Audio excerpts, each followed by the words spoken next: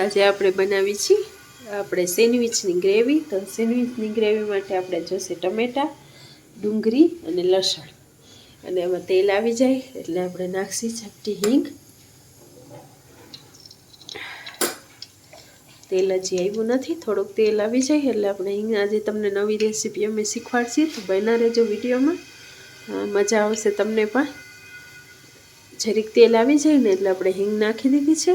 હિંગ નાખીએ અને એમાં આપણે નાખશી ડુંગળી. 2 ડુંગળી નાખી છે. આપણે ગ્રેવી બનાવી છીએ સેન્ડવિચની, તમે જોઈ શકો આવી રીતના.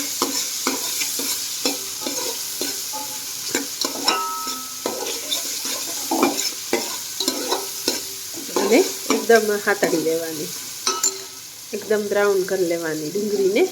ડુંગળી આપણી આવી થઈ ગઈ છે. હવે આપણે એમાં નાખી લસણ. લસણ થોડુંક ખામટું જોહે, કેમ કે ગ્રેવીમાં આપણે લસણ વગર મોજ ના પડે, એટલે આપણે એટલું લસણ નાખવાનું છે. જો હવે લસણને આપણે પકાવી દઈએ જરીક વાર. લસણને પકાવી દઈએ, એમાં નાખશી થોડુંક મીઠું, એટલે ફટાફટ આપણે લસણને બે પાકી જાય. એટલે સ્વાદ પ્રમાણે મીઠું નાખી દઈએ આપણે અને પકાવી લઈએ. લસણ પાકી ગયું છે, ડુંગળી લસણ પાકી ગયું. હવે આપણે એમાં ટમેટાં આપણે મોટા મોટા પીસમાં કટ કર્યા છે એ એડ કરી દઈએ બરાબર, અને પકાવી દઈએ. અને એડ કરી દઈએ. એક એનો રસ મેં કાઢી લીધો છે, કેમ કે પાણી ના થાય, એટલે રસ કાઢી લેવાનો. પછી એડ અને હવે ટમેટાને મિક્સ કરવાના આવી રીતના. મિક્સ.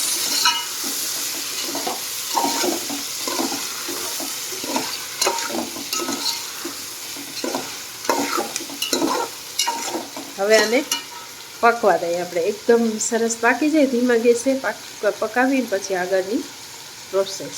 તમે ટમેટા આવા થઈ ગયા. હવે આપણે એની આ છાલ છે ને એ કાઢી, બધા ટમેટાની આવી રીતના છાલ આપણે કાઢી નાખીશું. જો આમાં આપણે આ છાલ કાઢી નાખવાની. છાલ બધાની કાઢી લો. તો જોઈ શકો છો બધી છાલ આપણે કાઢી લીધી ટમેટાની. અને હવે આને એકદમ અસલ પકાવી લઈએ. ગ્રેવી જો પાકી ગઈ છે, દેખાડો ગ્રેવી. અને ગ્રેવીમાં આપણે આ નાખશી મિક્સ હર્બ્સ. થોડાક મિક્સ હર્બ નાખીએ આપણે ગ્રેવીમાં, એટલે એકદમ સરસ લાગે ટેસ્ટ એનો. આમ કરી અને આ નાખવાનું મિક્સ હર્બ બરાબર. પછી થોડાક ચીલી ફ્લેક્સ નાખીએ અને થોડાક આપણે મરીનો ભૂકો નાખી થોડોક.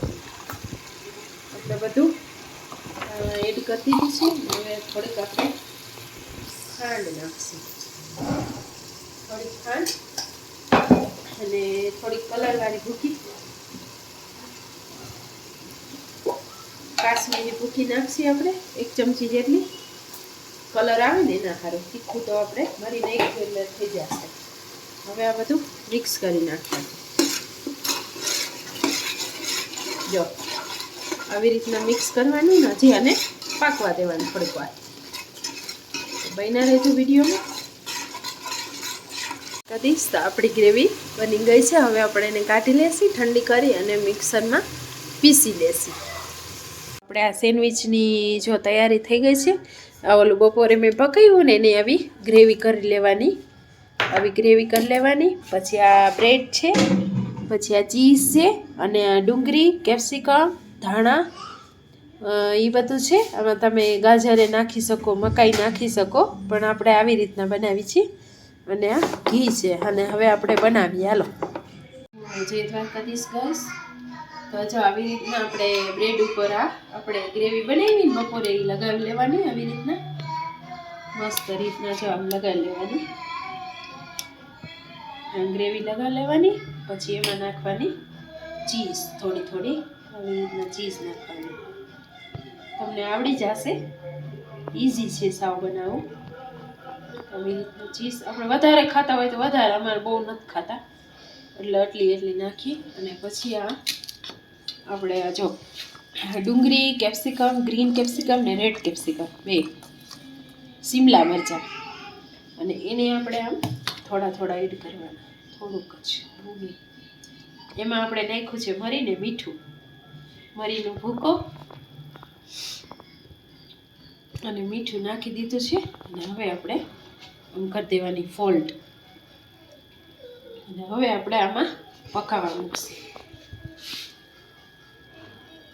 જો આવી રીતના ફોલ્ડ કરી દેવાની. ઘી જરા ગરમ કરવો તમે, હે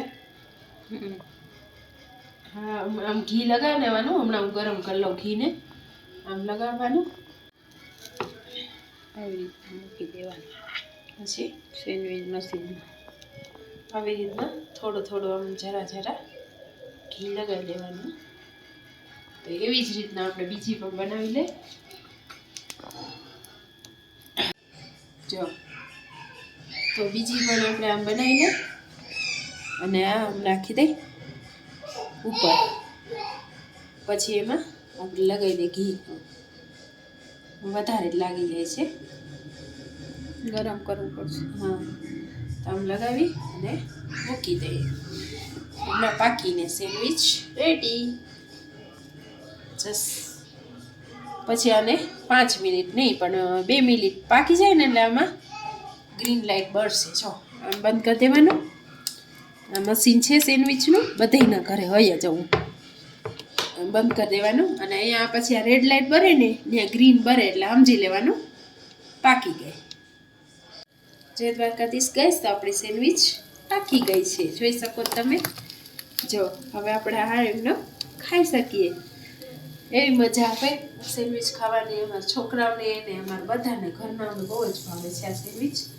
તો હાલો બધા, જો આવી રીતના પછી આમ પાકી ગઈ છે એટલે કાઢી લેવાની. જો બની ગઈ આપણી સેન્ડવિચ. કદીશ તો રેડી છે આપણી સેન્ડવિચ.